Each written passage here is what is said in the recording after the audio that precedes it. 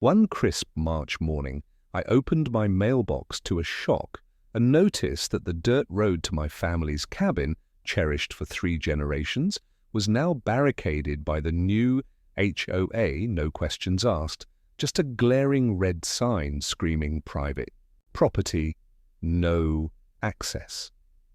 All I'd ever wanted was to live quietly by the lake, just like my grandfather had, but our new HOA president, with her knockoff designer bag and sky-high ambitions, saw this as her golden ticket to elevate the neighborhood. Ever been driven to your limit by a neighbor's overzealous dreams? Drop a comment below and tell me where you're watching from, because this tale is far from done, and I promise the twist at the end will catch her off guard. I'm Reed Harland, and for 15 years, I've been living the kind of dream most folks only taste on vacation. My cabin sits on 12 acres of stunning lakefront land, handed down from my grandfather, who built it with his own calloused hands back in 1965. It's not fancy. Weathered cedar siding, a stone chimney warmed by countless winter fires, and a wraparound porch where I sip my morning coffee, watching mist drift off the water. That road to my cabin? A narrow dirt path my grandfather carved through the woods, stretching half a mile to the county road, serving not just me, but the whole back section of our little lakeside community. Over the years, as more homes sprouted deeper in the forest, my humble road became the lifeline for 47 families in what we locals call the Back 40, keeping life peaceful and steady until now. Which city of the United States are you watching from? Drop a comment and share with us if you have any confrontation with the HOA. We'll narrate your story on our channel, and exactly how I liked it.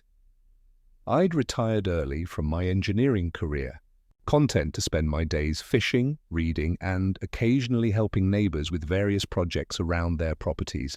The community was tight-knit in the way that small lakeside towns tend to be. We looked out for each other, respected each other's privacy, and generally minded our own business. The original HOA had been nothing more than an informal group that met twice a year to discuss road maintenance and snow removal. But things started changing about 2 years ago when Taran Lel moved into the biggest house in our community, a sprawling 5,000 square FT contemporary that sat on the prime waterfront lot. She'd paid cash, we heard, courtesy of a substantial inheritance, and immediately began making it clear that she had big plans for improving our little slice of paradise. Taran was 29, impeccably dressed in what appeared to be expensive clothes, though I later learned most of them were high-quality knockoffs. She had perfectly styled blonde hair, manicured nails that she changed weekly, and the kind of confidence that comes from never having been told no about anything important. At first, her enthusiasm seemed harmless enough. She volunteered to organize community events, started a neighborhood social media group, and even ran for HOA president with promises of bringing our community into the 21st century. Most of us were too busy with our own lives to pay much attention to local politics. So when election time came around, Taran won easily against Tom Bradley, our longtime treasurer, who'd only agreed to run because nobody else wanted the job. The changes started small with monthly meetings instead of twice-yearly gatherings, committees for everything from landscaping standards to architectural compliance. And she hired a social media manager, a young woman named Lana Becker, who'd been her college roommate to handle the community's online presence. Then came the first direct confrontation. Taran showed up at my cabin on a beautiful Saturday morning in late February, wearing a crisp white blazer and carrying a leather portfolio that looked expensive. She complimented my coffee, admired the view from my porch, and spent 10 minutes making small talk about the weather and the upcoming spring fishing season. "Reed," she finally said, settling back in her chair and crossing her legs, "I wanted to talk to you about something important, something that could really benefit both of us." She opened her portfolio and pulled out what looked like a professionally prepared presentation. I've been working with some development consultants, and we've identified your property as a key piece in elevating this entire community's market position. I set down my coffee mug and looked at her carefully. Elevating how exactly? Well, she said, her smile never wavering. Your cabin is charming, don't get me wrong. Very authentic, very rustic, but it's not really in line with the direction we're heading as a community. She leaned forward conspiratorially. Between you and me, some of the other residents have expressed concerns about how your property affects their home values. I felt my jaw tighten, but I kept my voice level. Which residents specifically? Oh, I couldn't say, she replied quickly. Confidentiality, you understand? But the point is, I have some investors who are very interested in your property. She slid a piece of paper across the table with a substantial figure, more than twice what I'd expected the property might be worth. I appreciate the offer, Taryn, but I'm not interested in selling, I said calmly. This place isn't just property to me, it's home. Her smile faltered for just a moment before snapping back into place. I understand the sentimental value, Reed. I really do, but sometimes we have to think about the bigger picture, what's best for the community as a whole. She gathered her papers and stood up. Why don't you take some time to think about it? I'm sure once you consider all the possibilities, you'll see that this could be a win-win situation for everyone involved. As she walked toward her car, she turned back with that same bright smile. Oh, and Reed, I hope you'll understand that. As HOA president, I have a responsibility to address any issues that might be affecting our community's growth potential. I'd hate for this to become complicated. The way she said that last word made it clear that it wasn't really a suggestion, it was a warning. I watched her drive away in her white BMW, and I knew that my peaceful life by the lake was about to get a lot more interesting. Within a week of Taryn's visit, I discovered exactly what she'd meant by complicated. I was heading out for my morning run when I saw it. A brand new sign blocking my road, painted in bright red letters, Pilgrimage, Property, No Trespassing, Violators will be prosecuted. Below it, in smaller text, was a notice that the road was now restricted to authorized HOA access only, and that non-residents were prohibited from using the route. I stood there staring at the sign, coffee mug still in my hand, trying to process what I was seeing. This wasn't just about blocking my access. This was about cutting off the only route to 47 other families who lived in the back section of our community. The terrain around the lake was steep and heavily forested with rocky outcroppings that made it impossible to build alternative access roads. The phone call started within an hour. Sandra Mitchell, a 67-year-old widow who lived about a mile behind my property, called first. Reed, honey, there's a sign blocking the road, and I can't get out to go to my doctor's appointment. Do you know what's going on? Over the next 2 hours, I fielded calls from 12 other neighbors, all confused and increasingly angry about being trapped in their own homes. A quick check of county records revealed that Taryn had filed 3 separate complaints with the HOA in the past month, all claiming that excessive traffic on the private road was causing safety concerns and property damage. The complaints were signed by 3 homeowners I barely knew, people who lived on the main road, and had never used my access route for anything. That evening, Taryn called an emergency HOA meeting with less than 24 hours warning, which violated our own bylaws, but apparently that didn't matter anymore. The meeting was held in the community centre, and tonight it was packed with angry residents demanding answers.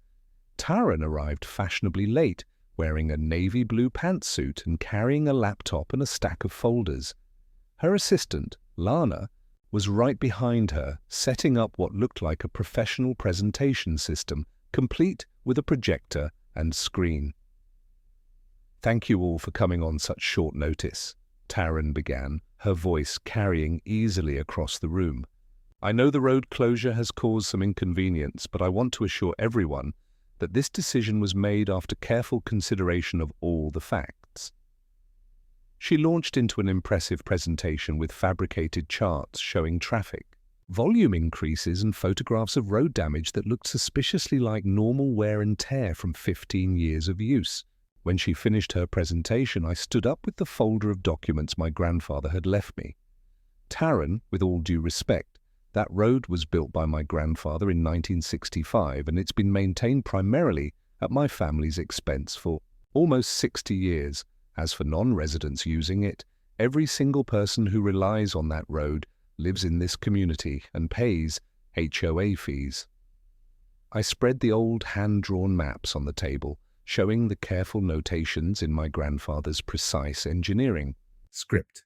At the bottom of one map in faded blue ink were the words that had suddenly become the most important sentence in my life. This road for cabin access to remain open always, forever. Tom Bradley leaned forward to examine the documents. "Reads right," he said quietly. "I remember when these original easements were established. This road has legal protected status." Taryn's composure slipped for just a moment before she dismissed the historical claims and called for a vote. The motion passed, 3-2, keeping the road closed. And as people filed out, many apologized to me privately, while Sandra Mitchell had tears in her eyes, worried about getting to her dialysis appointments. Walking back to my cabin that night, past the red sign that now blocked my access to my own home, I felt something I hadn't experienced in years.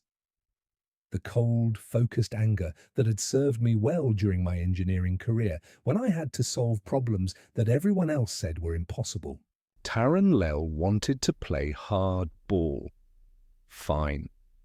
She was about to learn that quiet engineers who just want to drink their coffee in peace can be the most dangerous opponents of all. Taryn's next move came faster than I expected and was more aggressive than I'd given her credit for. 2 days after the HOA meeting, I woke up to find a security guard stationed at the entrance to my road, sitting in a white SUV with Premier Security Services painted on the side. "Morning," I said, walking over with my coffee mug. "I'm Reed Harland. I live down this road." The guard, a middle-aged man who looked uncomfortable with the whole situation, checked his clip. "Sorry, sir, but I have orders not to allow anyone past this point without written authorization from the HOA board. Written authorization to access my own property. I'm just following instructions, sir. You'll need to contact Mrs. Lowell about getting the proper permits." I almost laughed at the idea of needing permits to drive on the road my grandfather built to reach the cabin my family had owned for almost 60 years. That afternoon, I received a certified letter, a formal notice of HOA compliance violation, informing me that I was in breach of newly established community access protocols and would be fined $500 per day until I ceased all unauthorized use of HOA common property. But the real escalation came that evening when I checked the community social media group that Lana Becker managed. She'd posted a series of photos taken with a drone showing aerial views of my cabin with captions like, "Whose property is this? And what's really going on back there?" The photos were taken from directly above my home, clearly violating my privacy, and the comments section was filling up with speculation and gossip from neighbors who didn't know the full story. One comment particularly caught my attention. "Maybe it's time we found out what our mysterious neighbor is really up to in his secret hideaway." It was posted by an account I didn't recognize, but the writing style looked suspiciously like Lana's other posts. I screenshot everything and filed a formal complaint with the county sheriff's department about the unauthorized drone surveillance, then made some phone calls of my own. My first call was to Marcus Webb, a land use attorney I'd worked with during my engineering days, who specialized in easement disputes and had a reputation for being thorough, creative, and absolutely ruthless when his clients were being pushed around. "Greed," he said after I'd explained the situation. This sounds like a classic case of HOA overreach combined with potential fraud. If this low woman is working with developers and has undisclosed financial interests, we might be looking at criminal activity, not just civil violations. My second call was to Captain Rick Stevens at the County Fire Department. Rick and I had served together on a volunteer safety committee a few years back, and I knew he'd give me straight answers about emergency access requirements. "Red, I need to tell you something that might change this whole situation," Rick said after I described the road closure. "That road of yours isn't just your family's access route. According to our emergency response maps, it's the primary access route for our fire trucks to reach 47 homes in your area." He continued with information that made my blood run cold. "The alternative routes are too narrow for our equipment. We can't get a fire truck through anything less than 12 feet wide. And the other roads top out at about 8 feet. If that road gets permanently closed, I'm going to have to file a report with the state fire marshal about inadequate emergency access. That usually triggers insurance company investigations where homeowners get letters saying their policies might be cancelled due to increased risk factors." I felt something click into place as I realized Taryn had just put her own king in check without knowing it. The next morning, I drove to the county recorder's office and pulled every document related to emergency access requirements, fire safety codes, and insurance compliance regulations for our area. What I found was even better than I'd hoped.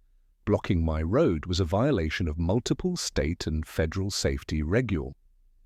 I spent the rest of the day crafting polite, factual, and devastating letters to the insurance companies that covered every home in the back 40 section of our community, simply informing them that emergency access to their insured properties had been blocked by the local HOA.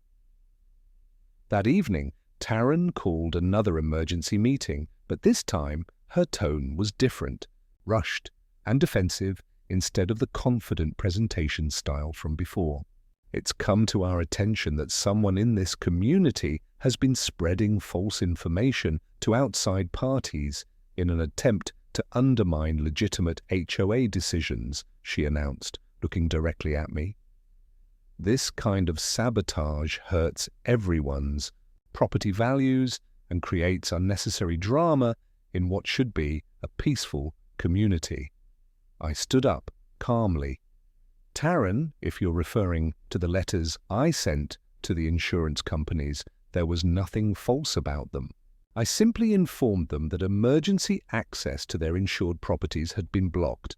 That's a fact, not false information." Her composure cracked as she accused me of orchestrating the whole thing to manipulate people.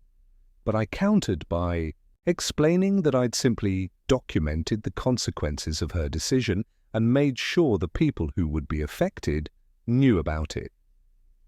Dana Prescott cleared her throat and admitted she'd been researching the legal issues, confirming that I was right about the emergency access requirements and that we could be looking at serious liability exposure. Tom Bradley, who'd been quiet through most of the previous meetings, finally spoke up with his own folder of research. "Taryn, you never disclosed to the board that you've been meeting with developers about potential land use changes in this area. That's a conflict of interest that should have been reported." The room went quiet as Taryn's face flushed red, though her voice remained steady as she claimed any meetings were preliminary discussions about long-term community planning. "What about the fact that you stand to earn a substantial commission if any development deals go through?" Tom continued, "That's not preliminary planning, Taryn. That's a business relationship that affects your judgment as HOA president." Pete Hoffman, who'd supported Taryn in the previous vote, looked troubled as he realized she was working with developers as a realtor without disclosing this conflict. Taryn gathered her papers with shaking hands, declared that the road closure stood, and stormed toward the door with a final threat. "This isn't over, Reed, not by a long shot." As she left, I noticed that Lana stayed behind, looking uncertain, for the first time since I'd met her. and the room buzzed with quiet conversations as people processed what they'd just learned. The insurance letters started arriving exactly 1 week later, and they were even more devastating than I'd anticipated. Sandra Mitchell wasn't the only one getting bad news. 12 families received certified letters within 3 days, all with essentially the same message. Emergency access to their properties had been compromised, creating unacceptable risk factors that required either immediate resolution or policy cancellation. I was having coffee on my porch Thursday morning when I saw Sandra walking up my road, moving slowly with her cane and looking like she'd aged 5 years in the past week. "Reed, honey," she said, settling into the chair beside me. "I need to show you something." She pulled a letter from her purse with trembling hands. The insurance company was terminating her coverage after 30 years because the insured property no longer meets minimum safety standards for emergency vehicle access. They were offering to reinstate the policy if adequate emergency access is restored and verified by local fire authorities within 60 days. "Sandra, this is exactly what we needed to prove Taran's decision was illegal." I told her, though I could see she was crying at the thought of losing everything if something happened to her house. That afternoon, I drove to the fire station to meet with Captain Rick, who was waiting for me with a stack of documents and a grim expression. "Reed, this situation is worse than I thought," he said, spreading out a detailed map of our community on his desk. "I've been reviewing our emergency response protocols, and that road of yours isn't just important, it's absolutely critical. Without it, we can't reach 47 homes with our standard equipment." He pointed to the map, showing the narrow, winding roads that connected to the main highway. "Look at these access points. This route here is only 8 FT wide at its narrowest point, and our fire trucks need a minimum of 12 feet to operate safely. This other route has a bridge that's rated for 12,000 lb, but our fully loaded trucks weigh 18,000 lb. I asked him to clarify what this meant, and his answer was chilling. "What I'm telling you is that if someone in the back 40 has a heart attack, we can't get an ambulance to them. If there's a house fire, we can't get close enough to save the structure, and we might not be able to evacuate residents safely." Rick had already filed the required assessment with the state fire marshal, and within 2 weeks every insurance company in the state would know that 47 homes in our community were inaccessible to emergency services. I called Marcus Webb that evening with an update, and his response was immediate and decisive. "Reed, this is perfect. What your HOA president has done is create what we call a taking. She's deprived you and 46 other families of the beneficial use of your properties without due process. That's a federal civil rights violation, and it's also grounds for criminal charges if we can prove she knew about the emergency access requirements." Marcus explained that every HOA president receives training materials that include emergency access requirements. Plus, Taran was a licensed realtor required to understand basic safety regulations. "Reed, I think it's time we filed for an emergency injunction to reopen that road. With the fire department assessment and the insurance cancellations, we have grounds to argue that lives are literally in danger." The next morning, I called another community meeting, and by the time I arrived at the community center, there were more cars in the parking lot than I'd ever seen before. Inside, the room was packed with nearly 80 residents, the highest attendance in the HOA's history. Taran arrived 10 minutes late, wearing a conservative grey pantsuit and looking like she hadn't slept well, with Lana staying in the back of the room instead of setting up her usual presentation equipment. I had prepared a simple presentation with clear facts and documentation, starting with the fire department assessment and showing copies of the insurance cancellation letters with the homeowner's permission. "The bottom line is this," I said, looking around the room. "When the HOA blocked access to my road, they didn't just affect me, they created a safety hazard that's now costing all of you your insurance coverage and potentially putting your families at risk. An elderly man named Walter Peterson raised his hand with a heartbreaking concern. Reed, my wife has a heart condition. If she has another episode and the ambulance can't reach our house, she could die. How is that legal? Before I could answer, Taran stood up and accused me of fear-mongering with worst-case scenarios, claiming there were alternative access routes and that the fire department could always find ways to reach properties in a real emergency. Tom Bradley cleared his throat and contradicted her, explaining that he'd spoken with Captain Stevens and confirmed that the alternative routes wouldn't work for emergency vehicles. Dana Prescott then asked Taran directly whether she'd considered the emergency access implications when making the decision to close the road, and Taran's composure finally cracked as she insisted she'd considered all implications, but that sometimes difficult decisions had to be made for the long-term benefit of the community. The room erupted with angry voices questioning her logic, her authority, and her motives. I held up my hand for quiet and revealed the final piece of evidence. Tom's discovery that Taran had been meeting with developers about potential land use changes without disclosing her substantial financial interest in any development deals. As a licensed realtor, you stand to earn substantial commissions, if any. Development deals go through. That's a conflict of interest that should have been disclosed to this board and this community. Taran's face went white as she weakly claimed the meetings were preliminary discussions only, but Dana moved for an immediate vote to restore my access and remove Taran as HOA president pending a full investigation. The vote wasn't even close. 41 hands went up in favor with only 3 opposed, and as Taran left with the final threat that this isn't over, I wondered what she was planning next. The insurance letters started arriving exactly 1 week later, and they were devastating. Sandra Mitchell wasn't the only one getting bad news.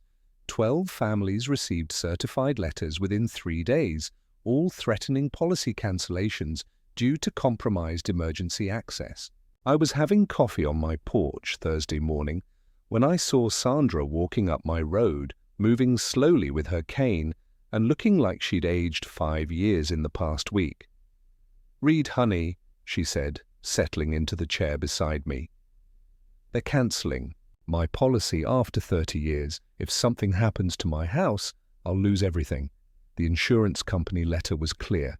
Emergency access had been compromised, creating unacceptable risk factors that required immediate resolution or policy termination.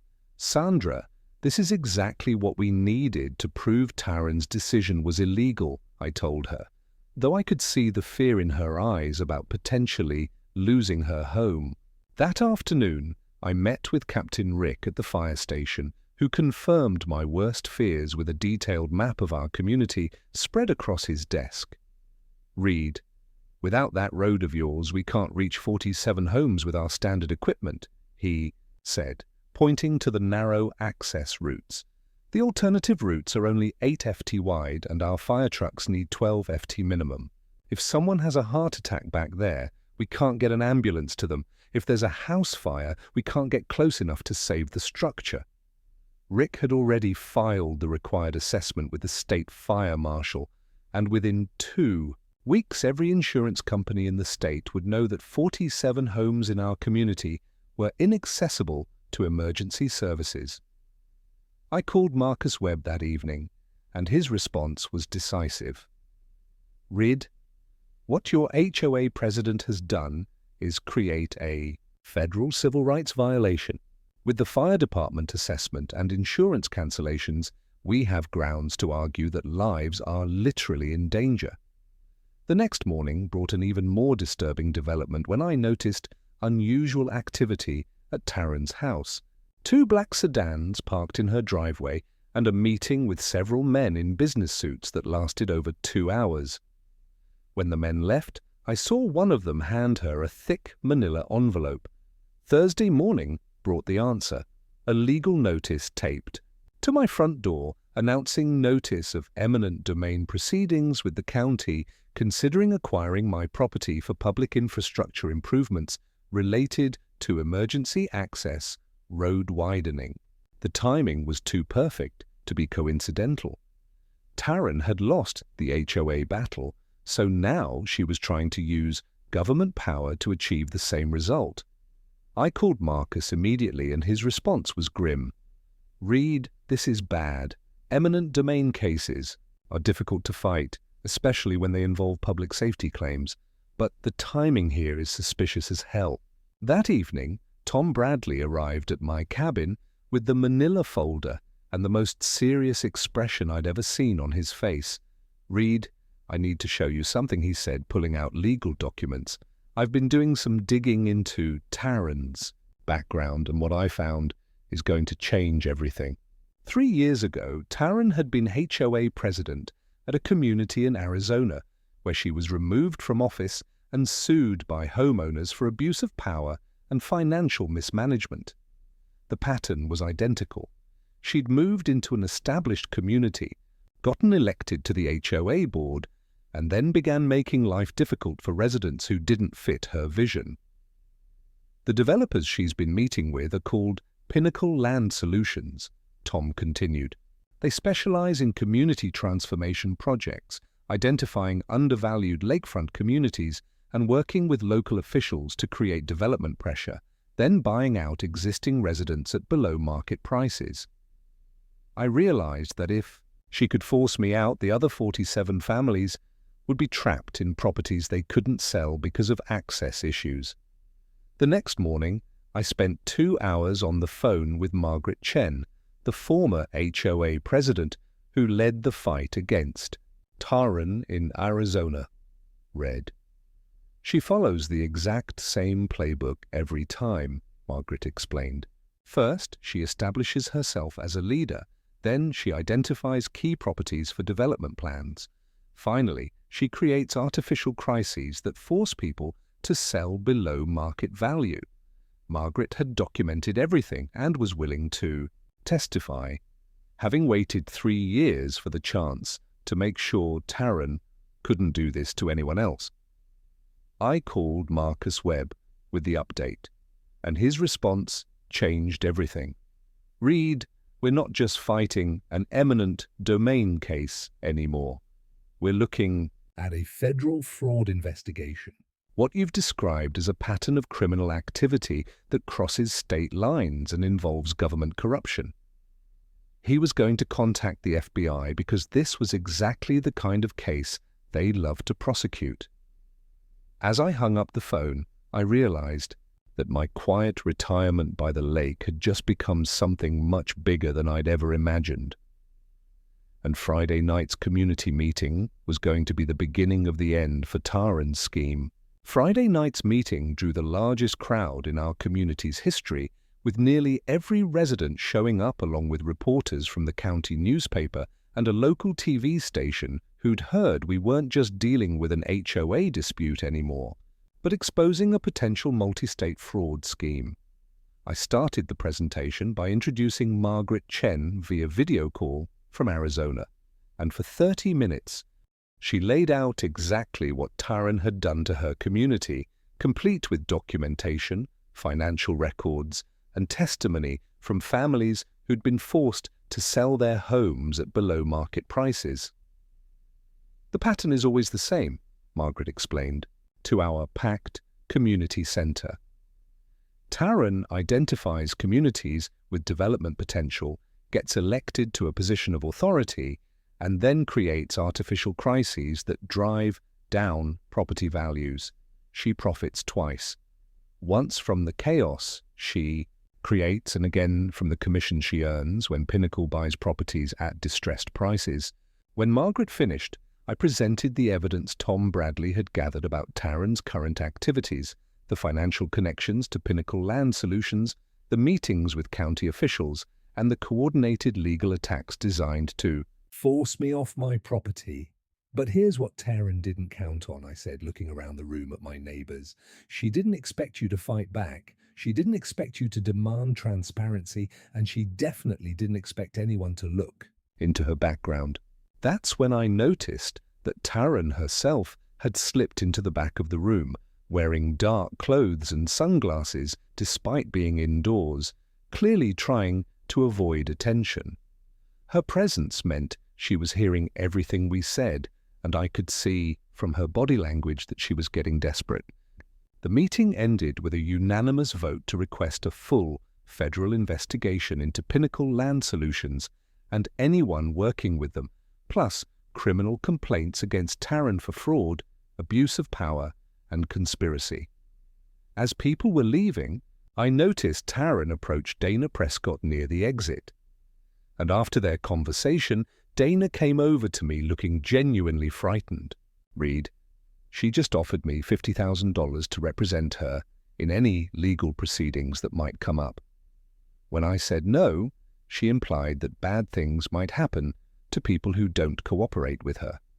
I think she's panicking, and that makes her dangerous." The next morning confirmed Dana's concerns when I woke up to find my mailbox completely destroyed overnight. Not just knocked over, but smashed to pieces, scattered across my driveway. More concerning was the note left on my front door. "Last chance to do this the easy way. Take the offer or face the consequences." I called the sheriff's department to report the vandalism and threat, but I also called Marcus Webb, who thought it was time we accelerated our timeline. "Reed, I've been in contact with the FBI and they're very interested in this case, but given the escalation in Taryn's behavior, I'm worried she might do something desperate before we can build our case." When I asked what kind of desperate, his answer was chilling. The kind where she burns down the village to save herself. If she thinks she's about to be exposed, she might try to complete the land grab quickly before anyone can stop her. Marcus was right to be concerned because that afternoon I received a phone call from a county official I'd never heard of, informing me that my eminent domain case had been fast-tracked for immediate resolution and that I had 72 hours to vacate my property pending final determination. I had never heard of Commissioner Janet Walsh, but a quick internet search revealed she'd been elected just 6 months ago on a platform of responsible development and community safety with her campaign, funded largely by the Ruled Development Alliance, a front organization for Pinnacle Land Solutions. The trap was closing and Taryn was making her final play, using government power to steal my property before anyone could stop her. That evening, I made what felt like the hardest decision of my life. I packed a suitcase, loaded my truck with my most important possessions and prepared to leave the cabin that had been my family's home for almost 60 years. Not because I was giving up, but because I needed to survive long enough to fight back. Before I left, I went to my grandfather's old tackle box and pulled out the handwritten letter he'd left me 15 years earlier, reading words that felt different tonight. Read, "This land isn't just property, it's freedom. If someone ever tries to take that freedom away from you, remember that the fight isn't just about the land, it's about the kind of people we choose to be." I folded the letter carefully, put it in my shirt pocket, and drove to Tom Bradley's house where I'd be staying until this mess was resolved. As I pulled out of my driveway for what might be the last time, I saw lights on in Taryn's house and several cars in her driveway. She was probably celebrating, thinking she'd finally won. She had no idea that the real fight was just beginning. The next morning, I woke up to my phone ringing with Marcus Webb on the line, sounding more excited than I'd ever heard him. "Reed, pack your bags, we're going to Washington." When I asked why, his answer changed everything. "The FBI wants to meet with you in person. They've been investigating Pinnacle Land Solutions for 18 months as part of a larger probe into rural land fraud schemes. Your case isn't just about your community anymore. It's about stopping a criminal organization that's been operating in 12 states. I asked when we were leaving, and his response gave me the first hope I'd felt in weeks this afternoon. "And Reed, bring everything you have on Taryn Lowell. The Bureau thinks she might be the key to bringing down the entire operation." As I hung up the phone, I realized that my quiet retirement by the lake had just become something much bigger than I'd ever imagined. And the question was whether we'd be able to stop Taryn before she destroyed my community the way she destroyed others. The FBI field office in Washington was exactly what you'd expect. Serious people in dark suits moving purposefully through sterile hallways lined with official portraits and government seals. Special Agent Sarah Morrison was a 15-year veteran of the Bureau's Financial Crimes Division who'd been tracking Pinnacle Land Solutions across multiple states for almost 2 years. "Mr. Harlan," she said, settling across from me in a windowless conference room, "what you've documented in your community represents the most complete picture we've seen of how this organization operates. Taryn Lell isn't just a crooked HOA president. She's a key operative in a criminal enterprise that's defrauded hundreds of families across the Southwest." She opened a thick file folder and spread out photographs, financial documents, and surveillance reports, explaining that Pinnacle targeted rural lakefront communities with aging populations and undervalued real estate, inserting someone like Taryn into a position of local authority to create artificial crises that drove down property values. They've stolen an estimated $40 million in property value over the past 5 years. But here's the thing, your community fought back. That's never happened before. She pulled out a timeline comparing Taryn's activities in our community to her previous operations, noting that in Arizona, Nevada, and Colorado, the average time from Taryn's arrival to complete community takeover was 18 months. But she'd been in our community for 2 years without forcing out a single property owner. Now we set a trap. Agent Morrison smiled for the first time since I'd met her. "Taryn doesn't know we're onto her, and Pinnacle is getting desperate to complete this acquisition. We think they're going to make one final aggressive push involving bribing county officials, filing false environmental reports, and using eminent domain fraud to steal private property."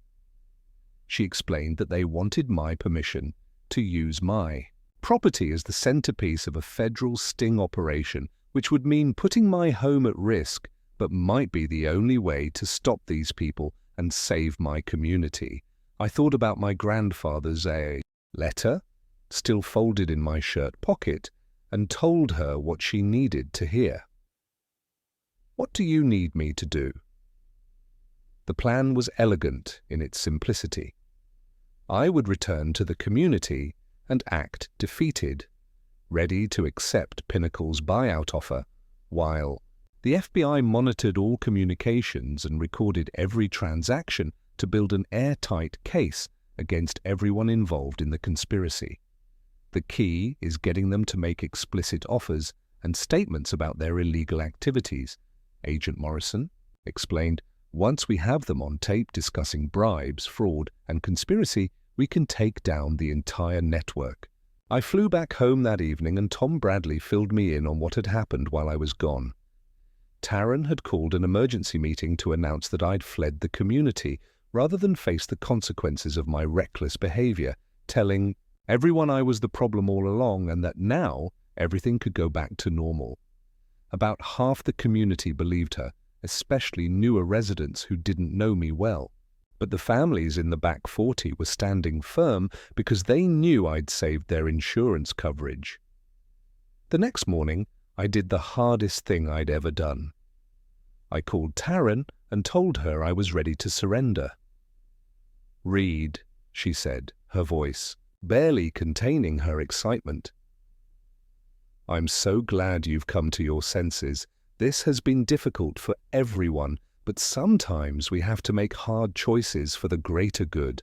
I asked to meet with her people from Pinnacle to discuss terms for selling my property, and she immediately arranged a meeting for that afternoon at the community center so other residents could see that the conflict was being resolved amicably. What Taryn didn't know was that the FBI had wired the entire building with surveillance equipment, and Agent Morrison was monitoring everything from a van parked half a mile away. Taryn arrived 15 minutes early, wearing a crisp white business suit and looking more confident than I'd seen her in weeks, accompanied by two men in expensive suits who introduced themselves as senior representatives from Pinnacle Land Solutions. "Mr. Harlan," said the older man, "I'm Robert Pinnacle, founder and CEO of Pinnacle Land Solutions. I want to apologize for any inconvenience this situation has caused. Sometimes local politics can complicate what should be straightforward business transactions. I played my role perfectly, defeated, tired, ready to give up the fight." As Pinnacle slid a document across the table with a number that was substantial, but still well below actual market value. When I asked about the other families in the back 40, Pinnacle and Taran exchanged glances before he explained that once they acquired my property, they'd be in a position to help those families with their access issues, with some finding it advantageous to sell as well at prices determined by the market. I leaned forward, playing someone who was curious but not suspicious, asking how this worked exactly and whether they bought properties individually or as part of some larger development plan. That's when Pinnacle made the mistake that would destroy him, pulling out architectural renderings and development plans for something really special. A luxury resort community with high-end condominiums, a golf course, and a private marina with my lakefront as the centerpiece of the entire development. When I asked about existing residents, he casually explained that some might choose to stay if they could afford the new HOA fees and development assessments. But honestly, most of these older properties didn't fit with their vision for the community, and Taran had been invaluable in helping them identify which residents might be amenable to relocation assistance. Taran practically glowed at the compliment, as she explained that it was all about finding win-win solutions. And when I asked about county officials and how they got approval for eminent domain proceedings, Pinnacle laughed and said Commissioner Walsh had been very supportive of responsible development in rural areas, sometimes needing help understanding the economic benefits of strategic land use changes. When I pressed for clarification about what kind of help, he explained that everyone benefits when the right projects get approved. The county gets increased tax revenue, developers get opportunities to create something special, and residents get fair compensation for properties they might not otherwise be able to sell. With Commissioner Walsh being a valued partner in community development, they had just confessed on tape to bribing county officials. And when I asked about the fire department issues with Captain Stevens, Pinnacle dismissed emergency access concerns as something that could be addressed through proper engineering, adding that Captain Stevens would find his department receiving generous equipment donations once the project moved forward. They believed the fire chief as well.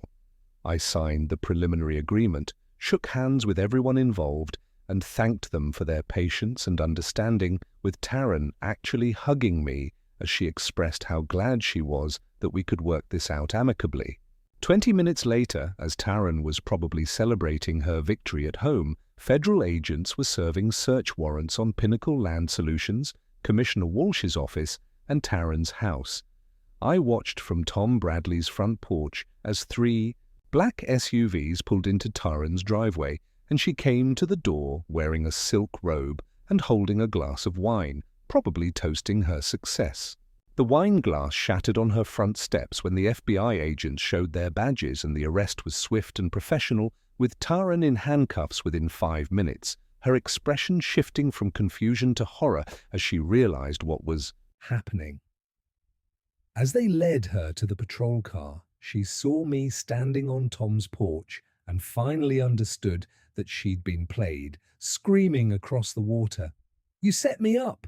This isn't over, Reed Harland. You have no idea who you're dealing with." But it was over. Within 6 hours, Robert Pinnacle, Commissioner Walsh, and 4 other conspirators were in federal custody. And within a week, the FBI had seized $40 million in assets and frozen bank accounts across 3 states. The trial 8 months later was a media sensation, with Taran Lell sentenced to 12 years in federal prison for conspiracy, fraud, and racketeering. Robert Pinnacle getting 15 years and Commissioner Walsh receiving 8 years plus a lifetime ban from holding public office. But the real victory wasn't the prison sentences, it was what happened to our community.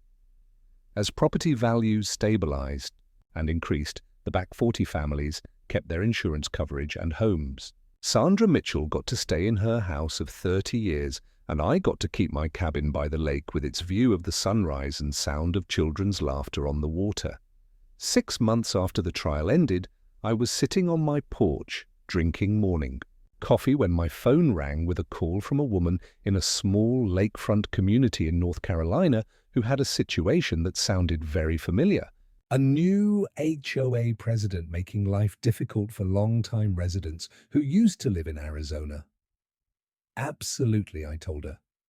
Let me tell you a story about what happens when ordinary people decide they're not going to be pushed around anymore. Because that's the real lesson. Bullies and criminals count on people being too tired, scared, or isolated to fight back.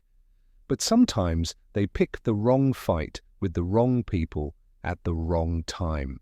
And when that happens, the quiet engineer who just wants to drink his coffee in peace turns out to be exactly the person they should have left alone. If you enjoyed this one, hit that like button and don't forget to subscribe for more wild tales coming your